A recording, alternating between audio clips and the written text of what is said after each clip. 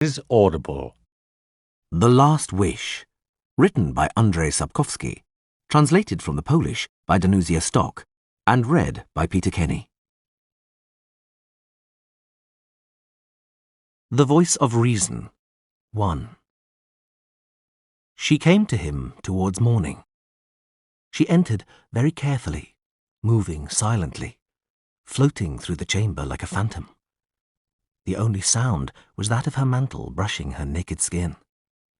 Yet this faint sound was enough to wake the Witcher.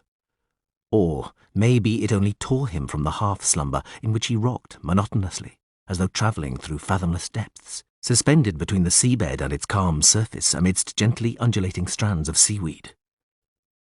He did not move, did not stir.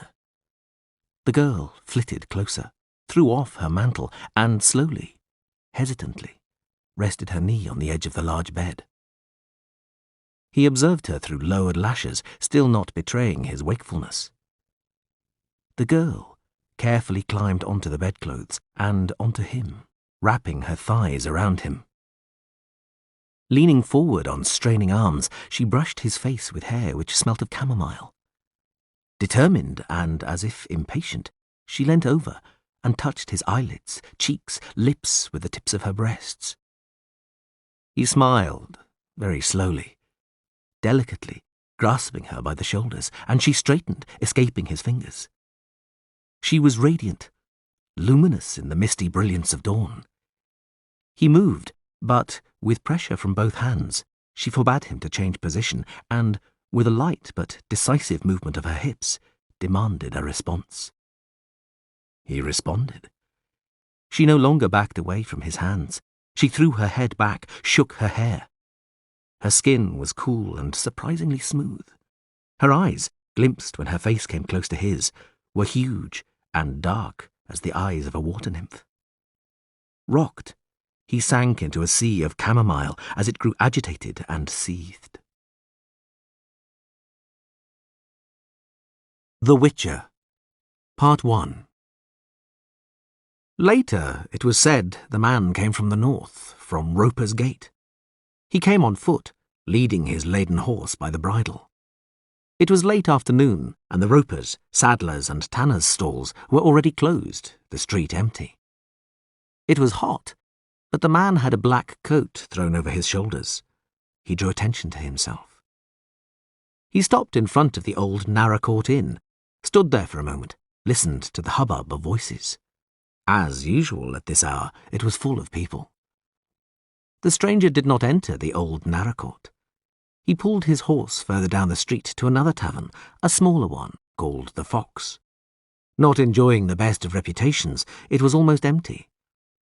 The innkeeper raised his head above a barrel of pickled cucumbers and measured the man with his gaze. The outsider, still in his coat, stood stiffly in front of the counter, motionless and silent. "What will it be?" "Beer," said the stranger. His voice was unpleasant. The innkeeper wiped his hands on his canvas apron and filled a chipped earthenware tankard. The stranger was not old, but his hair was almost entirely white.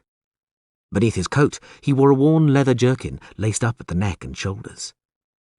As he took off his coat, those around him noticed that he carried a sword. Not something unusual in itself. Nearly every man in Vochim carried a weapon, but no one carried a sword strapped to his back as if it were a bow or a quiver. The stranger did not sit at the table with the few other guests. He remained standing at the counter, piercing the innkeeper with his gaze. He drew from the tankard. "I'm looking for a room for the night." "There's none," grunted the innkeeper, looking at the guests' boots, dusty and dirty. "Ask at the old Naracourt." "I would rather stay here." "There is none." The innkeeper finally recognized the stranger's accent. He was Rivian. "I'll pay."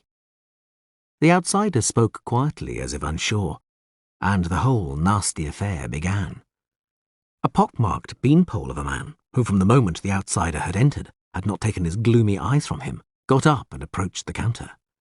Two of his companions rose behind him, no more than 2 paces away.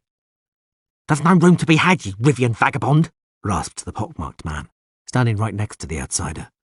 "We don't need people like you, Inverchin. This is a decent town." The outsider took his tankard and moved away. He glanced at the innkeeper, who avoided his eyes. It did not even occur to him to defend the Rivian. After all, who liked Rivians? "All Rivians are thieves," the pockmarked man went on, his breath smelling of beer, garlic and anger. "Do you hear me, you bastard?" "He can't hear you. His ears are full of shit," said one of the men with him, and the second man cackled. "Pay and leave," yelled the pocked man. Only now did the Rivian look at him. "I'll finish my beer,"